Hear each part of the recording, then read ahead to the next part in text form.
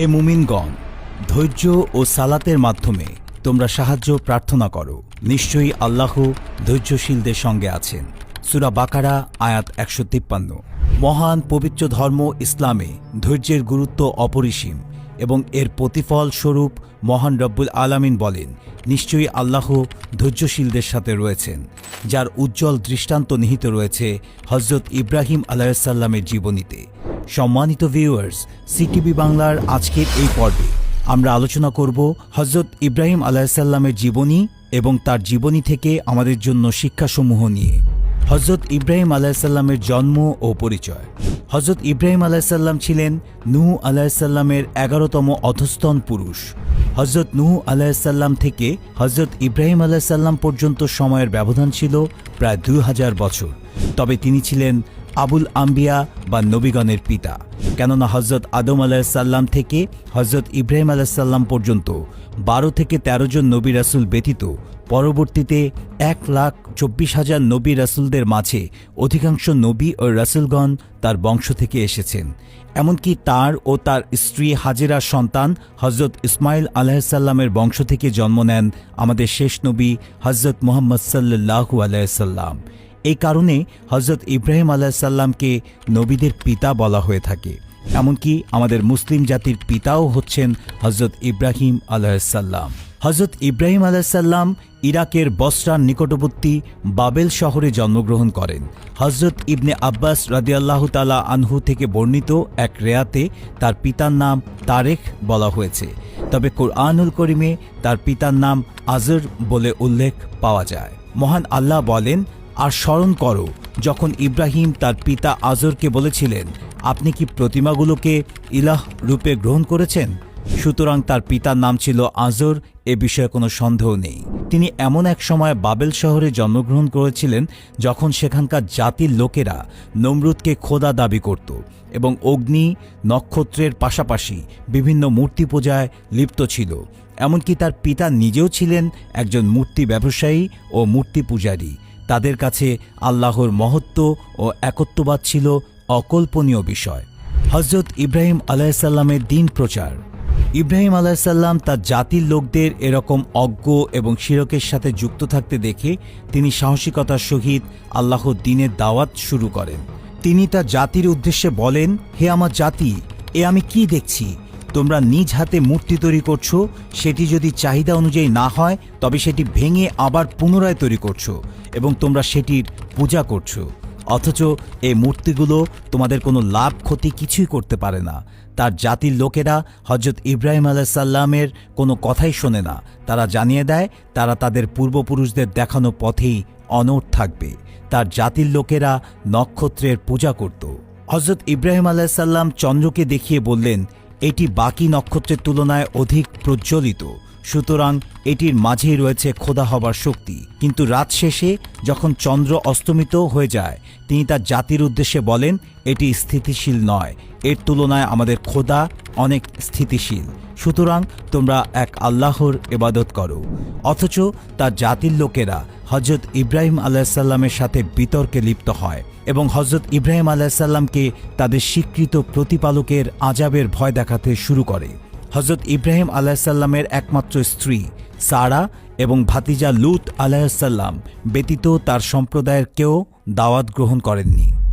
মুসলমানদের বীরত্ব এবং ঐতিহ্যের অজানা ইতিহাস জানতে সিটিভি বাংলা চ্যানেলটি সাবস্ক্রাইব করে আমাদের অনুপ্রাণিত করবেন।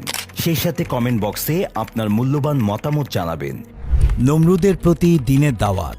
ধীরে ধীরে ইব্রাহিম আলাইহিসসালামের দ্বীনের দাওয়াতের কথা রাজ দরবার পর্যন্ত পৌঁছে গেল। ইব্রাহিম আলাইহিসসালামের দাওয়াতের কথা শুনে নমরুদ তাকে রাজসভায় উপস্থিত করার আদেশ দেয় এবং ইব্রাহিম আলাইহিসসালামকে প্রশ্ন করে, তুমি কেন তোমার পূর্বপুরুষদের ধর্মকে অস্বীকার করছো এবং আমাকে কেন খোদা মানছ না? প্রতি উত্তরে হযরত ইব্রাহিম আলাইহিসসালাম বললেন, আমি এক মহান আল্লাহর ইবাদত করি, যিনি এই পুরো বিশ্বকে সৃষ্টি করেছেন এবং তুমিও তারই একটি সৃষ্টি, সুতরাং আমি তোমাকে কিভাবে খোদা মানব? নমরুদ হযরত ইব্রাহিম আলাইহিসসালামের কাছে আল্লাহর একত্ববাদের প্রমাণ চাইল। হজরত ইব্রাহিম আলাইসাল্লাম বলেন, মহান আল্লাহ তাআলা আমাদের জীবন ও ওফাতের মালিক। তিনি এই চন্দ্র, সূর্য, গ্রহ, নক্ষত্রের সকল কিছু সৃষ্টি করেছেন। নমরুদ পূর্বপুরুষদের ধর্ম অমান্য এবং নমরুদকে খোদা না মানায় ইব্রাহিম আলাইসাল্লামকে আগুনে জ্বালিয়ে দেওয়ার সিদ্ধান্ত গ্রহণ করল এবং এক বিশাল অগ্নিকুণ্ডলিতে হজরত ইব্রাহিম আলাইসাল্লামকে নিক্ষেপ করা হলো। কুণ্ডলিতে জ্বলতে থাকা আগুন হজরত ইব্রাহিম আলাইসাল্লামের নির্দেশে শীতল হয়ে যাওয়ার কথা জানালে ইব্রাহিম আলাইসাল্লাম বলেন, যে মহান রবের প্রতি আমি ঈমান এনেছি তিনি আমাকে রক্ষা করবেন। পরক্ষণে আল্লাহর নির্দেশে সে আগুন ইব্রাহিম আলাইসাল্লামের জন্য শান্তিময় হয়ে উঠেছিল। আল্লাহর নবী সেখান থেকে অক্ষত অবস্থায় বের হয়ে আসলেন। হজরত ইব্রাহিম আলাইসাল্লামের হিজরত। নমরুদের অগ্নিকুণ্ডলী থেকে বের হয়ে হজরত ইব্রাহিম আলাইসাল্লাম সিদ্ধান্ত নিলেন তিনি তার সম্প্রদায়ের লোকদের ছেড়ে অন্যত্র গিয়ে দিন প্রচার শুরু করবেন। তিনি তার দিন প্রচারের জন্য ফুরাত নদীর পশ্চিম তীরে এক জনপদের নিকট গিয়ে পৌঁছান। তিনি সেখান থেকে নতুন করে আল্লাহর বাণী প্রচার শুরু করলেন। এক পর্যায়ে ধর্মপ্রচার করতে করতে হজরত ইব্রাহিম আলাইসাল্লাম ফিলিস্তিনে গিয়ে পৌঁছান। আল্লাহর নবী সেখানে কিছুদিন ধর্মপ্রচারের পর আরও পশ্চিম দিকে অগ্রসর হন। এক পর্যায়ে তিনি ধর্মপ্রচার করতে করতে মিশরে গিয়ে উপস্থিত হন। হজরত ইব্রাহিম আলাইসাল্লামের দ্বিতীয় স্ত্রী হাজেরা। তৎকালীন মিশরের রাজা বাখুন হজরত সারা আলাইসাল্লামের চতুরতা ও পারদর্শিতার প্রতি মুগ্ধ হন, যেই কারণে তিনি তার মেয়ে হাজেরাকে হজরত ইব্রাহিম আলাইসাল্লামের সাথে বিয়ে দেওয়ার সিদ্ধান্ত নেন। হাজেরা ছিল সেখানকার রাজার কন্যা এবং তিনি মনে করতেন অন্য ঘরে রানী হয়ে থাকার চাইতে সারার ঘরে দাসী হয়ে থাকা অতি উত্তম, যে কারণে হজরত ইব্রাহিম আলাইসাল্লামের সাথে হাজেরার বিয়ে দেওয়ার বিষয়ে তিনি দ্বিতীয়বার ভাবেননি। হজরত ইসমাইল আলাইসাল্লামের জন্ম। হজরত ইব্রাহিম আলাইসাল্লামের প্রথম স্ত্রী সারা ছিলেন নিঃসন্তান। হজরত ইব্রাহিম আলাইসাল্লাম মহান রব্বুল আলামিনের কাছে একটি নেক সন্তান কামনা করলেন এবং আল্লাহ রব্বুল আলামিন তাকে একটি নেক সন্তানের সুসংবাদ প্রদান করলেন। আল্লাহ তাআলা হজরত ইসমাইল আলাইসাল্লামকে মা হাজেরার গর্ভে পাঠালেন। ইব্রাহিম আলাইসাল্লামের প্রথম স্ত্রী সারা এটি জানতে পারলে মানসিক ঈর্ষান্বিত হবেন ভেবে হজরত ইব্রাহিম আলাইসাল্লাম তার দ্বিতীয় স্ত্রী মা হাজেরাকে নিয়ে আল্লাহর নির্দেশে পৃথকভাবে বসবাস শুরু করলেন। তবে হাজেরার গর্ভে হজরত ইসমাইল আলাইসাল্লামের জন্ম হওয়ায় মা হাজেরা মনে মনে অনেক কষ্ট পান। তার কিছুদিন পরে মা হাজেরা হজরত ইসমাইল আলাইসাল্লামকে প্রসব করেন। ৮৬ বছর বয়সে এসে হজরত ইব্রাহিম আলাইসাল্লাম প্রথম সন্তানের বাবা হন, যা দেখে হজরত ইব্রাহিম আলাইসাল্লাম এবং মা হাজেরা উভয়ই অনেক খুশি ছিলেন। হজরত ইসমাইল আলাইসাল্লাম এবং হাজেরাকে পৃথকীকরণ। হজরত ইসমাইল আলাইসাল্লামের জন্মের কিছুদিন পর মহান আল্লাহ তাআলা হজরত ইব্রাহিম আলাইসাল্লামকে শিশুপুত্র ইসমাইল সহ মা হাজেরাকে এক নির্জন জায়গায় রেখে আসার নির্দেশ প্রদান করেন। আল্লাহর নির্দেশে হজরত ইব্রাহিম আলাইসাল্লাম তার পুত্র সন্তান সহ বিবি হাজেরাকে একটি মরুভূমি স্থানে রেখে আসেন, যেটি বর্তমানে সাফা এবং মারোয়া নামে পরিচিত। সেই সময় সাফা এবং মারোয়ার আশেপাশে কোনো প্রকার গাছ এবং পানির উৎস ছিল না। খাবার হিসেবে তাদের কাছে সামান্য পরিমাণ পানি এবং খেজুর রেখে আসেন। হজরত ইব্রাহিম আলাইসাল্লাম তাদেরকে সেখানে রেখে আসার সময় মা হাজেরা তাকে বারবার প্রশ্ন করছিলেন, আমাদেরকে এখানে কার নির্দেশে রেখে যাচ্ছেন? এটা কি আল্লাহর নির্দেশ? যদি আল্লাহর নির্দেশ হয়ে থাকে তবে নিশ্চয়ই তিনি আমাদের রক্ষা করবেন।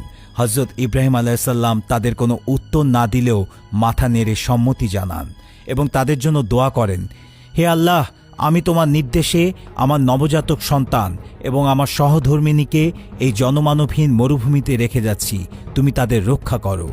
হয়তো তারা তোমার শুকরিয়া আদায় করবে। একটা সময় মা হাজেরার কাছে থাকা পানি এবং খেজুর শেষ হয়ে আসলো।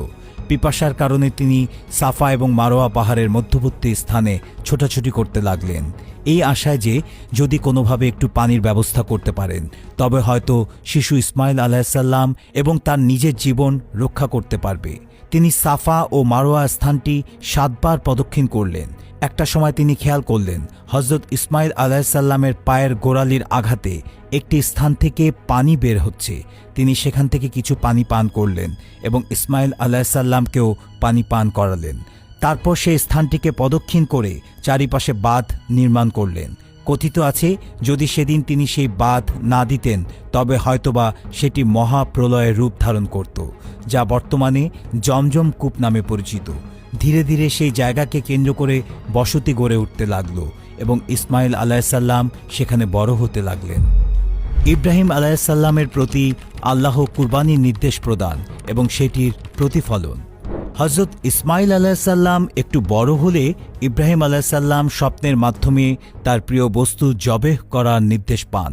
ইব্রাহিম আলাইসাল্লামের বুঝতে দেরি ছিল না যে মহান আল্লাহ তাআলা হজরত ইসমাইল আলাইসাল্লামকে জবেহ করার নির্দেশ দিচ্ছেন। তাই তিনি হজরত ইসমাইল আলাইসাল্লামকে জবেহ করার উদ্দেশ্যে প্রস্তুত হন।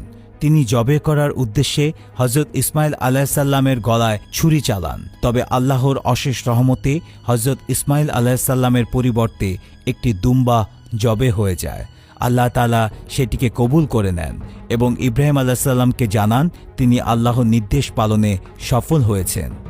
হজরত ইসমাইল আলাইসাল্লাম বড় হলে সেখানকার লোকেরা হজরত ইসমাইল আলাইসাল্লামের নমনীয় স্বভাব এবং সততার প্রতি মুগ্ধ হয়ে সেখানকার এক মেয়ের সাথে তার বিবাহ দেন এবং কিছুদিন পরে হজরত হাজেরা ইন্তেকাল করলেন। ইন্না লিল্লাহি ওয়া ইন্না ইলাইহি রাজিউন। হজরত ইসমাইল আলাইসাল্লামের তালাক এবং দ্বিতীয় বিয়ের ঘটনা। সহিহ বুখারীর 3364 থেকে 3365তম হাদিসগুলোতে হজরত ইবনে আব্বাস রাদিয়াল্লাহু তাআলা আনহু থেকে বর্ণিত রয়েছে, হজরত ইব্রাহিম আলাইসাল্লাম সন্তানের সাথে দেখা করতে প্রায় সেখানে আসতেন। একদিন এমন সময় তিনি ইসমাইল আলাইসাল্লামের সাথে দেখা করতে আসলেন যখন ইসমাইল আলাইসাল্লাম বাসায় ছিলেন না। তিনি তার পুত্রবধূর কাছে জানতে চাইলেন তাদের সংসার কেমন চলছে। তার গৃহবধূ আল্লাহর শুকরিয়া আদায় না করে বলেন তাদের অতি কষ্টে দিন যাচ্ছে এবং অভাবের মধ্য দিয়ে সংসার পরিচালনা হচ্ছে। হজরত ইব্রাহিম আলাইসাল্লাম সেখান থেকে চলে গেলেন। তবে যাবার পূর্বে তিনি বললেন, ইসমাইল আসলে তাকে আমার সালাম দেবে এবং তাকে বলবে সে যেন দরজার চৌকাঠ পরিবর্তন করে। হজরত ইসমাইল আলাইসাল্লাম বাসায় ফিরে আসলে তার স্ত্রী তাকে বিষয়টি জানান এবং বলেন, একজন বৃদ্ধ লোক এসেছিলেন যিনি তোমাকে সালাম প্রদান করেছেন এবং বলেছেন তোমার ঘরের দরজার চৌকাঠটা যেন পরিবর্তন করো। হজরত ইসমাইল আলাইসাল্লাম বুঝতে পারলেন সে বৃদ্ধ লোকটি তার পিতা হজরত ইব্রাহিম আলাইসাল্লাম ছিলেন এবং তিনি তার স্ত্রীকে তালাক প্রদানের নির্দেশ দিয়েছেন। অতঃপর হজরত ইসমাইল আলাইসাল্লাম পুনরায় দ্বিতীয় বিয়ে করেন। আবারও একদিন হজরত ইব্রাহিম আলাইসাল্লাম তার পুত্রের সাথে দেখা করার উদ্দেশ্যে সেখানে যান এবং সেই দিনও হজরত ইসমাইল আলাইসাল্লাম বাসায় ছিলেন না। তিনি তার পুত্রবধূকে জিজ্ঞেস করলেন তাদের দিন কেমন যাচ্ছে। প্রতি উত্তরে তার পুত্রবধূ বললেন, আলহামদুলিল্লাহ, আমাদের দিন অনেক ভালো যাচ্ছে এবং আমাদের সংসারও খুব ভালো চলছে। ইব্রাহিম আলাইসাল্লাম পুনরায় সেখান থেকে ফিরে যান। তবে যাবার পূর্বে তিনি বলেন, ইসমাইল আসলে তাকে আমার সালাম জানাবে এবং বলবে এবারের ঘরের দরজার চৌকাঠ ঠিক আছে, সে যেন এটির যত্ন নেয়। হজরত ইব্রাহিম আলাইসাল্লাম আল্লাহর কাছে তার জন্য দোয়া করেন। হজরত ইসমাইল আলাইসাল্লাম বাসায় ফিরে আসলে তার স্ত্রী তাকে বিষয়টি জানান এবং বলেন, একজন বৃদ্ধ লোক এসেছিলেন যিনি আপনাকে সালাম প্রদান করেছেন এবং বলেছেন এবারের ঘরের দরজার চৌকাঠ ঠিক আছে, আপনি যেন এটির যত্ন নেন। ইসমাইল আলাইসাল্লাম তার স্ত্রীকে বিষয়টি খুলে বলেন। তিনি বলেন যে লোকটি এসেছিলেন তিনি আমার পিতা ছিলেন এবং তিনি তোমার প্রশংসা করে বলেছেন আমি যেন তোমার যত্ন নিই। হজরত ইব্রাহিম আলাইসাল্লামের খতনার বিষয়। হজরত ইব্রাহিম আলাইসাল্লামের বয়স যখন 99 বছর তখন হজরত ইসমাইল আলাইসাল্লামের বয়স মাত্র 13 বছর। হজরত ইব্রাহিম আলাইসাল্লাম নির্দেশপ্রাপ্ত হন খতনা করার। তাই তিনি প্রথমে নিজের এবং ইসমাইল আলাইসাল্লাম সহ তার অনুসারী সকলদের খতনা সম্পন্ন করেন, যে নির্দেশটি আজও বিশ্ব মুসলিমদের মাঝে পালিত হয়ে আসছে। পবিত্র কাবাঘর নির্মাণের ঘটনা। হজরত ইব্রাহিম আলাইসাল্লাম কাবাঘর নির্মাণের আদেশপ্রাপ্ত হন। বিষয়টি হজরত ইসমাইল আলাইসাল্লামের সাথে আলোচনা করেন। তিনি তাকে সাথে নিয়ে কাবাঘর নির্মাণ কাজ শুরু করেন। পৃথিবীর ইতিহাসে মহান আল্লাহ তাআলার ইবাদতের জন্য সর্বপ্রথম নির্দিষ্ট স্থানে কাবাঘর নির্মাণ হয়। হজরত ইব্রাহিম আলাইসাল্লাম এবং তার পুত্র ইসমাইল আলাইসাল্লাম কাবাঘর নির্মাণ করতে করতে যখন সেটি নির্দিষ্ট উচ্চতায় পৌঁছে গেল তখন একখণ্ড পাথরের উপর ভর করে সেটির গাঁথুনির কাজ শেষ করলেন। যা বর্তমানে হাজরে আসওয়াদ নামে পরিচিত। কাবাঘর নির্মাণ শেষ হলে মহান আল্লাহ তাআলা বলেন, এটি মুসলমানদের কিবলা এবং এটিকে কেন্দ্র করে সিজদা করার অনুমতি প্রদান করা হয়। হযরত ইব্রাহিম আলাইহিসসালাম এবং হযরত ইসমাইল আলাইহিসসালাম সেটিকে কেন্দ্র করে সেজদা করলেন এবং দোয়া করলেন যেন তার অনুসারীগণকে আল্লাহ সঠিক পথ প্রদর্শন করেন এবং তাদের সকলকে নামাজ ও জাকাতের প্রতি নিষ্ঠাবান হবার তৌফিক দান করেন। এবং সেই বিষয়টিকে কেন্দ্র করেই আজও বিশ্ব মুসলিম কাবাঘর প্রদক্ষিণ করে ইসলামের চতুর্থ স্তম্ভ হজ সম্পন্ন করে এবং হযরত ইসমাইল আলাইহিসসালামের বংশের উপর এটি দেখাশোনার দায়ভার প্রদান করা হয়।